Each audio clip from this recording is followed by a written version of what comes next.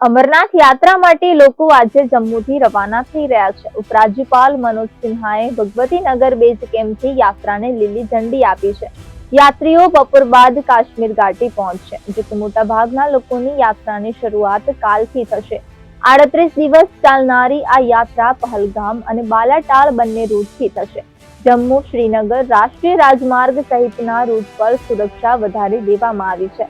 યાત્રાનું સમાપન 9 ઓગસ્ટે રક્ષાબંધનના દિવસથી થશે। કડક સુરક્ષા વ્યવસ્થા વચ્ચે અમરનાથ યાત્રા માટે યાત્રીઓના પહેલો સમૂહ જમ્મુથી રવાના થઈ ગયો છે। યાત્રી નિવાસ ભગવતીનગર જમ્મુથી ઉપરાજ્યપાલ મનોજ સિન્હાએ પહેલા સમૂહને લીલી ઝંડી બતાવીને રવાના કર્યા છે।